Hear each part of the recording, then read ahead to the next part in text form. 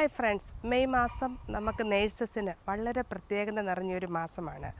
അതെ, നമ്മുടെ nurses day വരുന്നു. അപ്പോൾ ഞാൻ നിങ്ങളോട് ഇതിനു മുമ്പ് എൻ്റെ വീഡിയോയിൽ ഞാൻ പറഞ്ഞിട്ടുണ്ട് എൻ്റെ നേഴ്സിംഗ് ലൈഫിനെ പറ്റി വിശദമായിട്ട് വീഡിയോ ഇടാമെന്ന്. അപ്പോൾ ഞാനിത് ഇടുന്നതിൻ്റെ പ്രധാനമായിട്ടുള്ളൊരു കാര്യം, ഇപ്പോഴും നാട്ടിലും ഇവിടെയും പല കുട്ടികൾക്കും നേഴ്സിംഗ് ഫീൽഡിൽ ജോലിക്ക് പോകണമെന്ന് ആഗ്രഹമുണ്ട്. പക്ഷേ അവർക്കൊക്കെ കറക്റ്റായിട്ട് നേഴ്സിംഗ് പ്രൊഫഷൻ എന്താണ്, ഒരു നേഴ്സ് എന്തൊക്കെയാണ് ചെയ്യുന്നത്, ഇങ്ങനെയുള്ള കാര്യങ്ങളൊന്നും അവർക്ക് അത്രയ്ക്ക് ഒരു അറിവുമില്ല. അപ്പോൾ എന്താണ് സംഭവിക്കുന്നത്?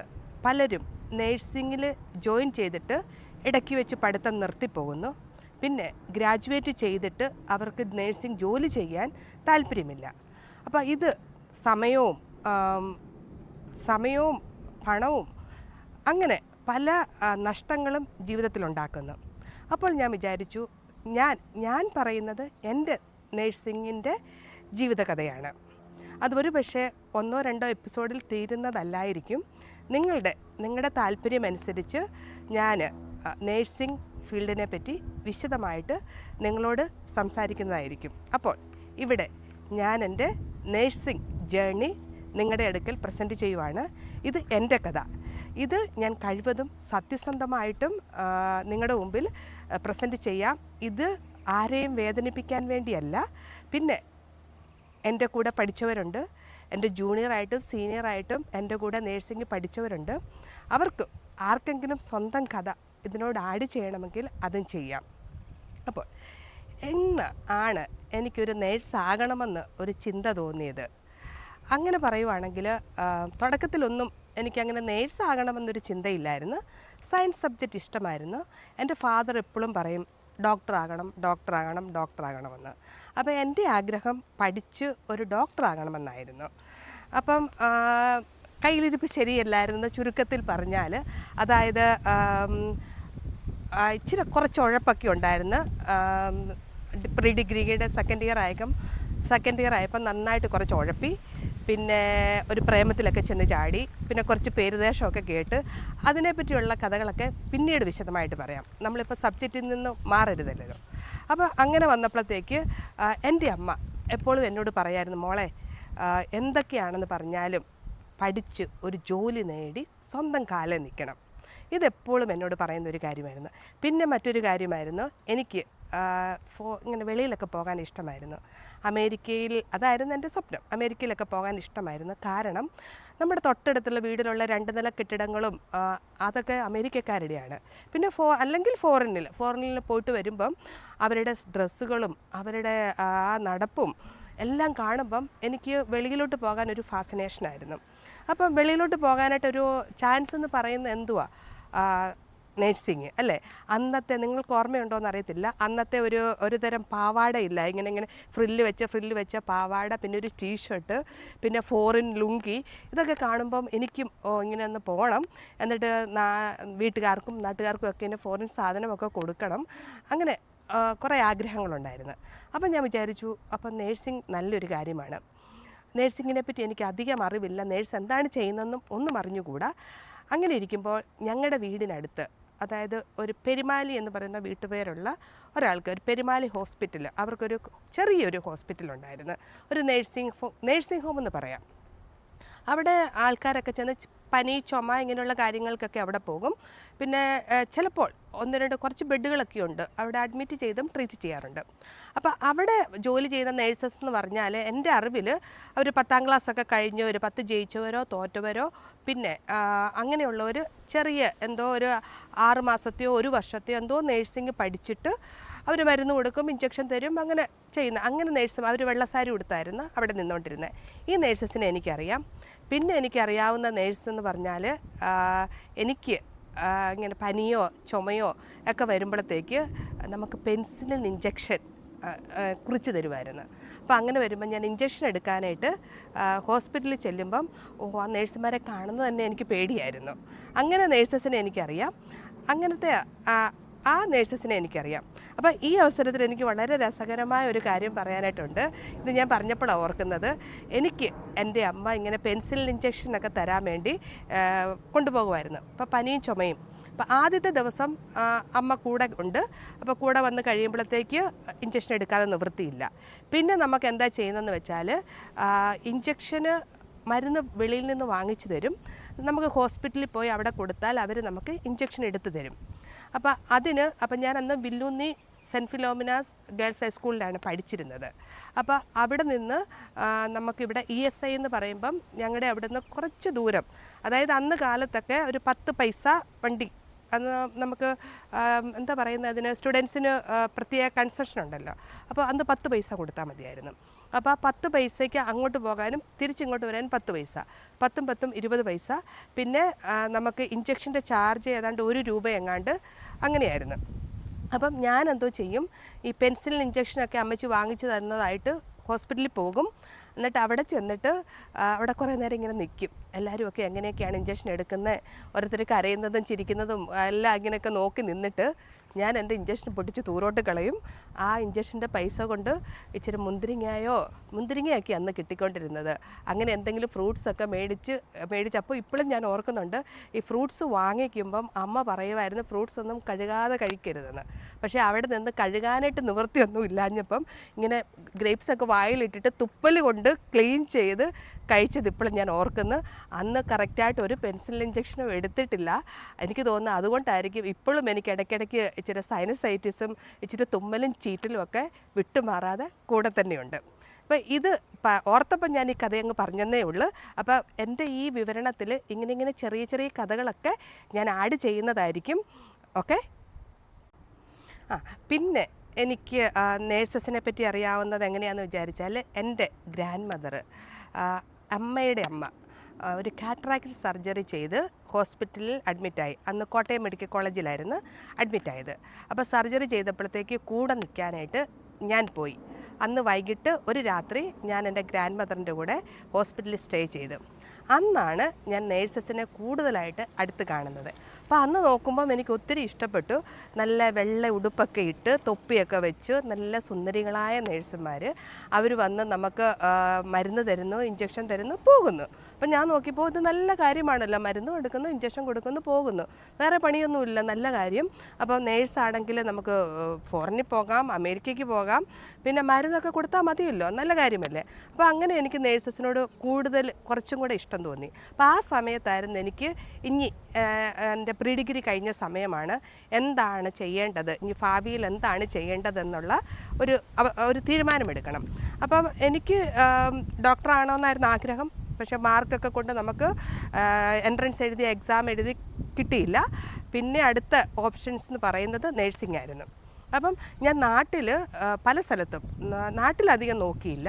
പക്ഷേ വെളിയിലോട്ട് ഇപ്പോൾ ഓൾ ഇന്ത്യ ഇൻസ്റ്റിറ്റ്യൂട്ട്, ബോംബെ, അങ്ങനെ പല സ്ഥലങ്ങളിലും ഞാൻ ഗവൺമെൻറ് തലത്തിൽ, നാട്ടിലും ഗവൺമെൻറ് തലത്തിൽ ഞാൻ അപ്ലൈ ചെയ്തു.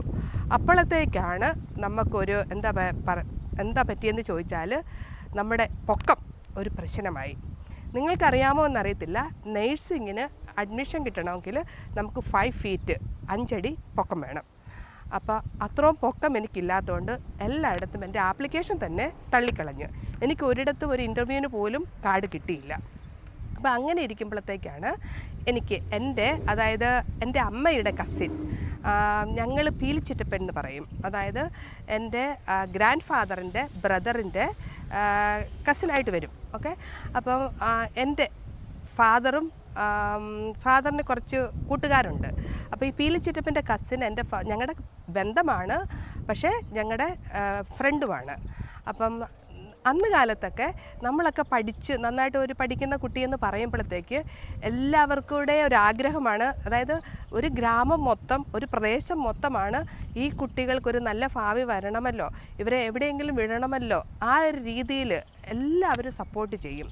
അപ്പോൾ അന്ന് മത്തച്ചിറ്റപ്പൻ എന്ന് വിളിച്ചുകൊണ്ടിരുന്ന എൻ്റെ ആ അങ്കിള് പറഞ്ഞു, കുഴപ്പമില്ല, ഇതുപോലെ നമ്മുടെ കസിനാണല്ലോ പീലിച്ചിറ്റപ്പൻ. അപ്പം പുള്ളി ബോംബെയിൽ ITA കോളേജിലെ പ്രിൻസിപ്പളായിരുന്നു. അപ്പോൾ പുള്ളിയുടെ ഒരു ഫ്രണ്ട് പാറ്റ്നയിലുണ്ട്. അപ്പോൾ പാറ്റ്നയിലുണ്ട്, ഞാൻ ആ പുള്ളിയോട് പറഞ്ഞ് ഇവൾക്കുള്ള നേഴ്സിങ്ങിൻ്റെ അഡ്മിഷൻ ശരിയാക്കാമെന്ന് പറഞ്ഞു. അപ്പോൾ അന്ന് പറഞ്ഞ പോലെ തന്നെ ആപ്ലിക്കേഷനൊക്കെ അയച്ചു.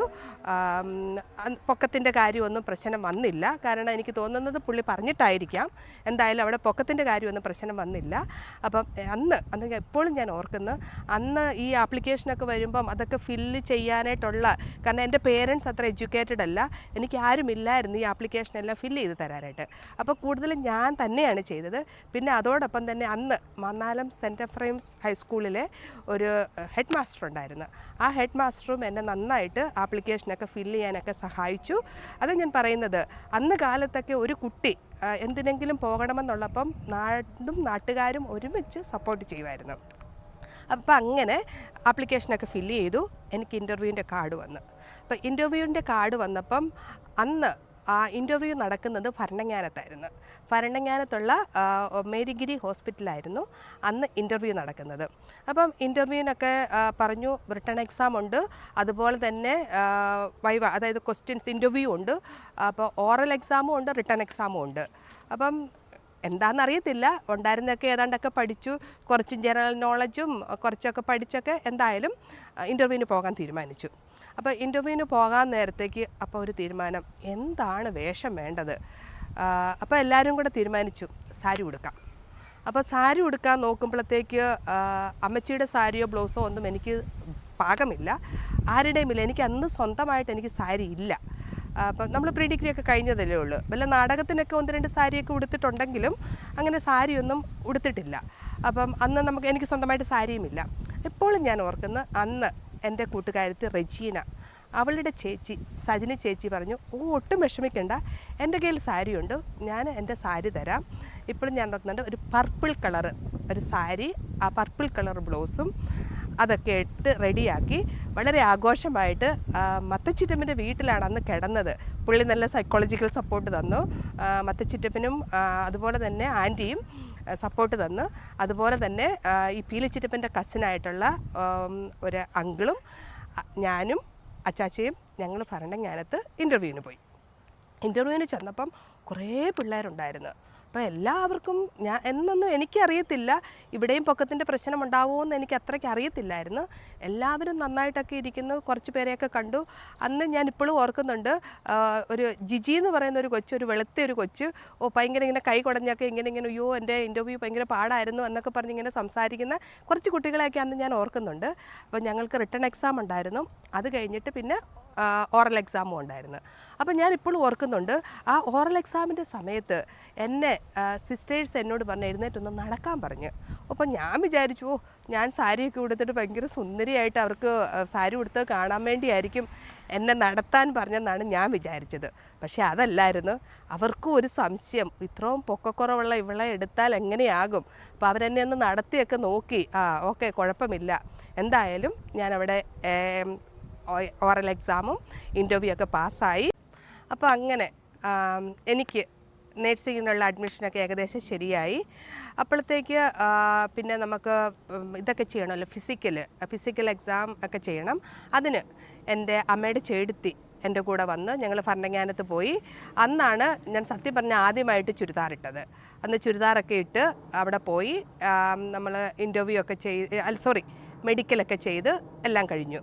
അത് കഴിഞ്ഞിട്ട് പിന്നെ നമ്മൾക്ക് അന്ന് നേഴ്സിംഗ് സ്കൂളിൽ നിന്ന് കുറേ ലിസ്റ്റുകൾ ഇങ്ങോട്ട് അയച്ചു. അതായത് അവർ എല്ലാത്തിനും ഒരു കണക്കുണ്ട്. അതായത് എത്ര ജോഡി ഡ്രസ്സ് കൊണ്ടുവരണം, പിന്നെ എന്തൊക്കെ കാര്യങ്ങൾ കൊണ്ടുവരണം. ഇപ്പം ഞാൻ കറക്റ്റായിട്ടെല്ലാം ഓർക്കുന്നില്ല, പക്ഷേ ഇപ്പോഴും ഞാൻ ഓർക്കുന്നുണ്ട്. അവർ പറഞ്ഞ് 2 വെള്ളസാരി വേണം, വെള്ള ബ്ലൗസ് വേണം, അതിനോട് ചേരുന്ന സാധനങ്ങളൊക്കെ വേണം, പിന്നെ ഡ്രസ്സൊക്കെ ആണെങ്കിലും എങ്ങനത്തെയൊക്കെ വേണം, അങ്ങനെ കുറേ ലിസ്റ്റൊക്കെ തന്നു. അപ്പോൾ ആ ലിസ്റ്റിലുള്ള സാധനങ്ങളൊക്കെ വാങ്ങിക്കാൻ വേണ്ടി എൻ്റെ ഫാദർ അന്ന് കുറച്ച് ബുദ്ധിമുട്ടി. അപ്പം ഞാൻ ഇപ്പോഴും ഓർക്കുന്നുണ്ട്, അന്ന് ഞാനും എൻ്റെ അമ്മയുടെ ചേട്ടത്തിയും കൂടിയാണ് ഷോപ്പിങ്ങിന് പോയത്. ഞങ്ങൾ ഷോപ്പിങ്ങിന് പോയി. അന്ന് എനിക്ക് എൻ്റെ ഓർമ്മ ശരിയാണെങ്കിൽ ഒരു ചുമന്ന ചുരിദാർ, ഒരു പിങ്ക് ചുരിദാർ, പിന്നെ ഒരു മിഡിയും ടോപ്പ്, 2 മിഡിയും ടോപ്പ്, ഒരു അങ്ങനെ റെഡ് കളറിലെ ഒരു മിഡി, പിന്നെ ഒരു ബ്ലൂ കളറിലെ മിഡി, അങ്ങനെ കുറച്ച് സാധനങ്ങൾ, പിന്നെ ബെഡ്ഷീറ്റ്, അങ്ങനെ കുറേ സാധനങ്ങളൊക്കെ മേടിച്ചു. പിന്നെ നമ്മുടെ അടുത്തുള്ള കടയിൽ നിന്ന് വേറെ കുറേ ഷോപ്പിംഗ് ഒക്കെ ചെയ്ത്, അങ്ങനെ ഒരു പറയുവാണെങ്കിൽ ഒരു 10 ജോഡി ഡ്രസ്സ് കാണുമായിരിക്കും മൊത്തം. അത് ഇച്ചിരി കൂടുതൽ ഇച്ചിരി കാണുമായിരിക്കും. അങ്ങനെ എന്നാലും ലിമിറ്റഡ് കുറച്ച് ഡ്രസ്സുകൾ. പിന്നെ അന്ന് അവർ കറക്റ്റായിട്ട് പറഞ്ഞായിരുന്നു, അന്ന് കാലത്തൊന്നും നമുക്കിങ്ങനെ പാർട്സ് ഒന്നുമില്ല. അപ്പോൾ പീരീഡ് വരുമ്പോഴത്തേക്ക് നന്നായിട്ട് വെള്ളത്തുണി 4 സൈഡും അടിച്ച് അതും കൊണ്ടുവരണമെന്ന് പ്രത്യേകം പറഞ്ഞിരുന്നു. അപ്പം ഇതെല്ലാം ശരിയാക്കി. അപ്പോൾ ഈ സമയത്ത് ഇപ്പം നിങ്ങൾ കാണുന്നുണ്ടല്ലോ ഞാൻ ഈ സാരി ഉടുത്ത് നിൽക്കുന്നത്. ഈ സാരി എനിക്ക് അന്ന് നേഴ്സിങ്ങിന് പോകുന്ന സമയത്ത് എൻ്റെ ഗ്രാൻഡ് മദർ, അതായത് എൻ്റെ അമ്മയുടെ അമ്മ, അന്ന് ഞാൻ നേഴ്സിങ്ങിന് പോകുന്ന സമയത്ത് എൻ്റെ ഗ്രാൻഡ് മദർ വാങ്ങിച്ചു തന്ന സാരിയാണിത്. അതായത് ഒരു 35 വർഷത്തിൽ കൂടുതലായ ഇപ്പോഴും ഇതിൽ കാണാം കൃഷ്ണ എന്ന് എഴുതിയിട്ടുണ്ട്. ഇപ്പോഴും എനിക്ക് വളരെ സന്തോഷമുണ്ട്. ഈ സാരി ഉടുക്കുമ്പോൾ എനിക്ക് എൻ്റെ ഗ്രാൻഡ് മദർ എന്നെ വന്ന് ഹഗ് ചെയ്യുന്ന പോലെ തോന്നുന്നു.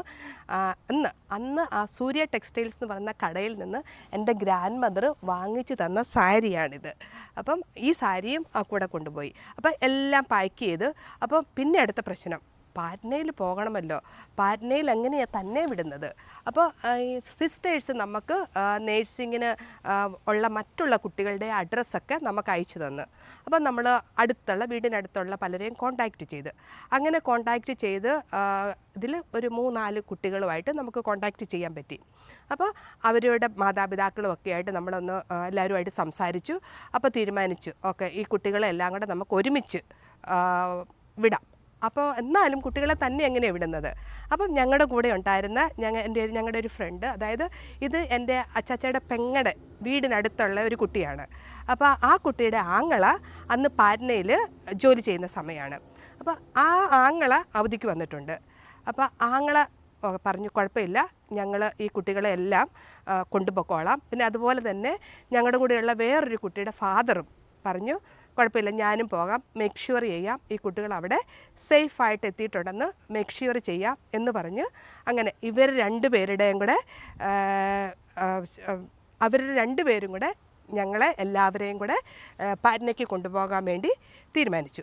അപ്പോൾ ഇതിനകത്ത് മറ്റൊരു കാര്യമുണ്ട്, ഞങ്ങളുടെയൊക്കെ പേരൻസൊക്കെ ഭയങ്കര അഭിമാനികളാണ്. അപ്പം ഇവർ രണ്ടുപേരുടെ, ഇപ്പോഴും എനിക്ക് നല്ല ഓർമ്മയുണ്ട്, ഇവർ രണ്ടുപേരുടെയും ടിക്കറ്റിൻ്റെ പൈസ ഞങ്ങൾ കുട്ടികളെല്ലാവരും കൂടെ പിരിച്ചായിരുന്നു കൊടുത്തത്. അപ്പം അങ്ങനെ അവരുടെ നേതൃത്വത്തിൽ ഞങ്ങൾ പാറ്റ്നയ്ക്ക്, അതായത് കുർള എക്സ്പ്രസ് ആണെന്നാണ് എനിക്ക് തോന്നുന്നത്, ഞാൻ എല്ലാം മറന്നുപോയി കുറച്ച്. അങ്ങനെ ഞങ്ങൾ എറണാകുളത്ത് നിന്ന്, കുർള എക്സ്പ്രസ് അല്ല, എനിവേ അത് കുർള എക്സ്പ്രസ് ബോംബെയിലുള്ളതാണ്. അന്ന് ഞങ്ങൾ എറണാകുളത്ത് നിന്നും പാറ്റ്നയ്ക്കുള്ള ട്രെയിനിൽ കയറി. അങ്ങനെ ഞങ്ങൾ പാറ്റ്നയിൽ, എൻ്റെ അറിവ് ശരിയാണെങ്കിൽ 3 ദിവസത്തെ ട്രെയിൻ യാത്ര. ആ ട്രെയിൻ യാത്ര ആദ്യമായിട്ടാണ് ഞാൻ ട്രെയിനിൽ കയറുന്നത്. അന്ന് ആദ്യമായിട്ടാണ് ഞാൻ ട്രെയിൻ കാണുന്നതും ട്രെയിനിൽ കയറുന്നതും.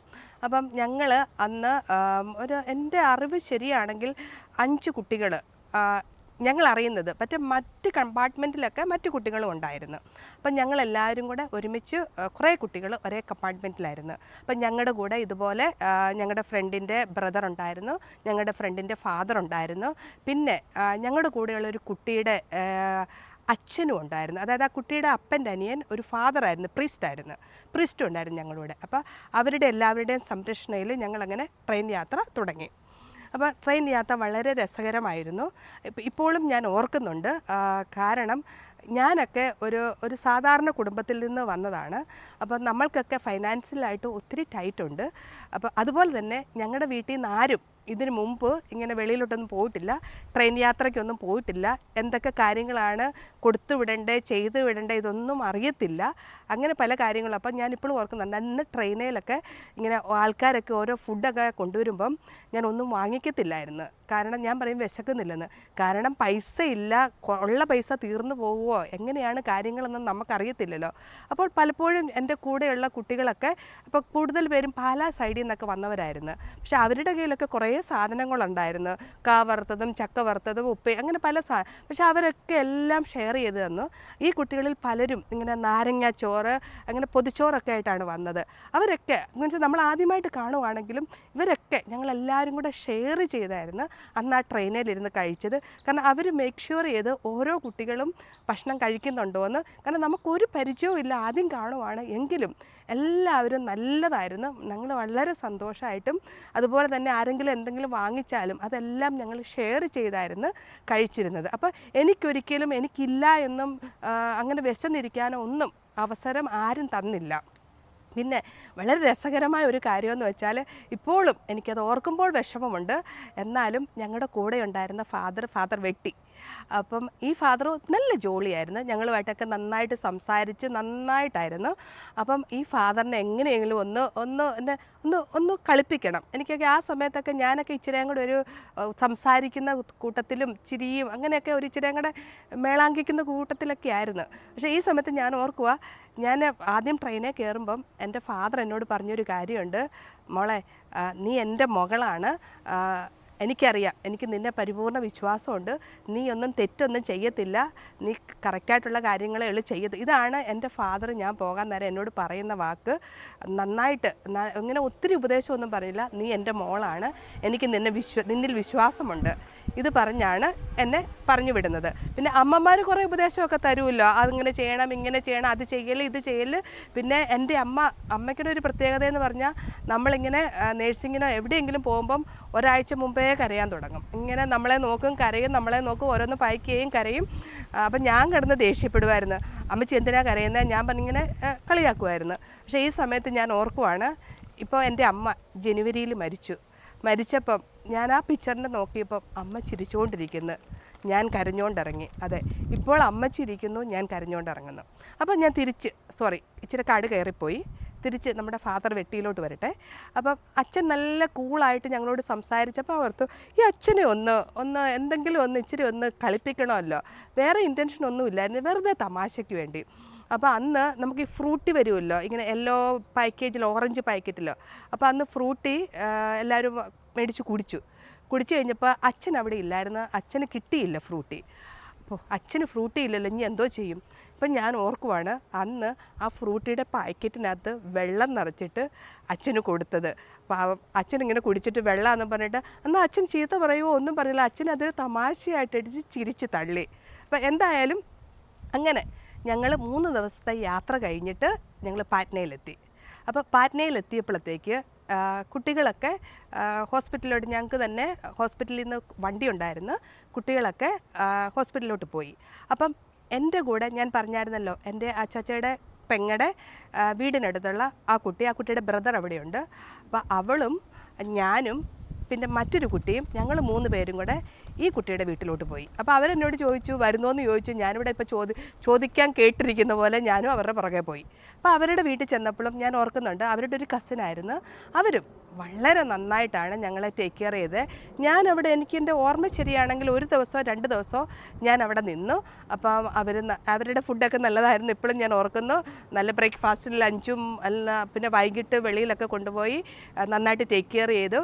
അങ്ങനെ 2 ദിവസം അവരുടെ കൂടെ നിന്നിട്ട് 3-ാമത്തെ ദിവസം രാവിലെ ഇപ്പോഴും ഞാൻ ഓർക്കുന്നുണ്ട്, ഞാനെൻ്റെ റെഡ് മിഡിയും ടോപ്പ് ഇട്ട് ഞാൻ ഞങ്ങളുടെ നേഴ്സിംഗ് സ്കൂളിലോട്ടെത്തി. അപ്പം ഇനി നേഴ്സിംഗ് സ്കൂളിലെത്തി, നേഴ്സിംഗ് സ്കൂളിലുള്ള കഥകളൊക്കെ അടുത്തതായിട്ട് ഞാൻ നിങ്ങളോട് പറയുന്നതായിരിക്കും. നിങ്ങൾക്ക് ഈ വീഡിയോ ഇഷ്ടപ്പെട്ടെന്ന് വിചാരിക്കുന്നു. അഥവാ നിങ്ങൾക്ക് എന്തെങ്കിലും സംശയമുണ്ടെങ്കിൽ ചോദിക്കാം, ആഡ് ചെയ്യണമെങ്കിൽ ചോദിക്കാം, ഇതിൽ കൂടുതൽ എന്തെങ്കിലും ഉൾപ്പെടുത്തണമെങ്കിലും ചോദിക്കാം.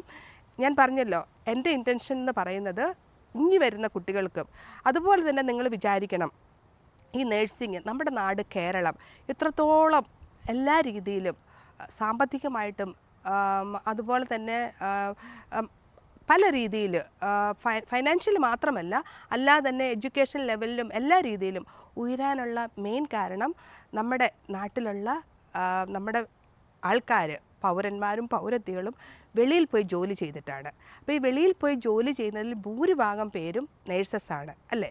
അപ്പം ഈ നേഴ്സസ് ചുരുങ്ങിയത് ഓരോ കുടുംബത്തിലും ഒരു നേഴ്സുമാരെങ്കിലും ഇല്ലാത്ത കുടുംബം നമ്മുടെ നാട്ടിൽ ചുരുക്കമല്ലേ? അപ്പം നമ്മുടെ കുടുംബത്തിലുള്ളവരും അതുപോലെ തന്നെ നമ്മുടെ അയൽവക്കത്തുള്ളവരും നാട്ടുകാരും അറിയണം, ഒരു നേഴ്സിൻ്റെ കഷ്ടപ്പാടിൻ്റെ വിയർപ്പ് വിയർപ്പ് പറ്റുന്ന ഓരോരുത്തരും വിചാരിക്കണം, ഒരു നേഴ്സ് എങ്ങനെയാണ് നേഴ്സായത്, എത്രയെല്ലാം കടമ്പകൾ, എത്രയെല്ലാം കഷ്ടപ്പാടുകളും കടന്നിട്ടാണ്. ഒരു നേഴ്സിംഗ് എന്ന് പറയുമ്പം നമുക്ക് ബ്രെയിൻ മാത്രം പോരാ, ഫിസിക്കൽ ഹെൽത്ത് മാത്രം പോരാ, നമ്മൾ എല്ലാ കാര്യങ്ങളും വിവേചിച്ചറിയാനുള്ള ക്രിട്ടിക്കൽ തിങ്കിങ്, നല്ല ബുദ്ധി വേണം. അതുപോലെ തന്നെ നമുക്ക് ഒരു രോഗി വീഴാൻ പോകുവാണെങ്കിൽ അവനെ പിടിക്കാൻ, അവനെ താങ്ങാൻ അതിനുള്ള ആരോഗ്യം വേണം. അതോടൊപ്പം തന്നെ ഇത് ചെയ്യാനുള്ളൊരു മനസ്സ് വേണം. അതായത് നേഴ്സിംഗ് എന്ന് പറഞ്ഞാൽ ആർട്സും സയൻസും എല്ലാം ഉണ്ട്. അതോടൊപ്പം തന്നെ ഫിസിക്കൽ, മെൻ്റൽ, അതുപോലെ തന്നെ ബ്രെയിൻ, കോഗ്നിറ്റീവായിട്ടുള്ള നല്ല ബ്രെയിൻ വേണം. അതായത് അക്കാഡമിക്കലി കഴിവുണ്ടായിരിക്കണം, അതുപോലെ സിമ്പതിയും എമ്പതിയും ഉണ്ടായിരിക്കണം. പിന്നെ നിങ്ങളൊന്നോർത്തെ, ഓഫീസിൽ ജോലി ചെയ്യുന്നവർക്കൊക്കെ ഒരാൾ ജോലിക്ക് വരുവാണ്, അപ്പോൾ ആ ജോലിക്കാരൻ അവിടെ ഇരിക്കുന്നു, ഒരാൾ എന്തെങ്കിലും ഒരു കാര്യത്തിന് വരുവാണ്. ഈ ജോലിക്കാരന് ഇപ്പം അയാളെ കേൾക്കാൻ മനസ്സില്ലെങ്കിൽ, അല്ലെങ്കിൽ അയാൾ എന്തെങ്കിലും കാപ്പി കുടിക്കുമായിരിക്കും, ചായ കുടിക്കുമായിരിക്കും, ആരോടെങ്കിലും സംസാരിക്കുമായിരിക്കും, ഫോണിലായിരിക്കും. ഓക്കെ, വെയിറ്റ്, നമ്മളവിടെ വെയിറ്റ് ചെയ്യണ്ടേ? അതെ, ആ പുള്ളിയുടെ സൗകര്യമനുസരിച്ചല്ലേ നമ്മളെ വിളിക്കുന്നതും നമ്മുടെ കാര്യങ്ങൾ നടത്തുന്നതും. പക്ഷേ ഒരു മെഡിക്കൽ ഫീൽഡിൽ വർക്ക് ചെയ്യുന്നവർക്ക് അത് സാധ്യമാകുമോ? ഒരു നേഴ്സ് ഒരു രോഗിയുടെ ബ്ലഡ് പ്രഷർ കൂടുവാണെങ്കിൽ നേഴ്സിന് ഒരിക്കലും പറയാൻ പറ്റത്തില്ല, ബ്ലഡ് പ്രഷർ അവിടെ നിൽക്കുക, എനിക്കിപ്പം വരാൻ പറ്റത്തില്ല. അല്ലെങ്കിൽ എന്തെങ്കിലും ഒരു ക്രിട്ടിക്കൽ സിറ്റുവേഷൻ വരുമ്പോൾ നേഴ്സിന് ഒരിക്കലും സ്റ്റോപ്പ് ചെയ്യാൻ പറ്റത്തില്ല. അവൾ എന്താണ് അത് ചെയ്യുന്നത്, അത് നിർത്തി രോഗിയുടെ അടുക്കലോട്ട് എത്രയും പെട്ടെന്നാണ് പോകേണ്ടത്. അപ്പോൾ നേഴ്സിംഗ് എന്ന് പറയുന്നത് ബുദ്ധിയും ആരോഗ്യവും സിമ്പതി എമ്പതിയും എല്ലാം കൂടെ ഒരുമിച്ച് പ്രവർത്തിക്കേണ്ട, ഒരുമിച്ച് പ്രയോജനപ്പെടുത്തേണ്ട ഒരു ഫീൽഡാണ്. ഓക്കെ, അപ്പം എൻ്റെ അടുത്ത നേഴ്സിങ്ങിൻ്റെ അടുത്ത കഥകളുമായിട്ട് ഞാൻ വരുന്നതായിരിക്കും. Thank you.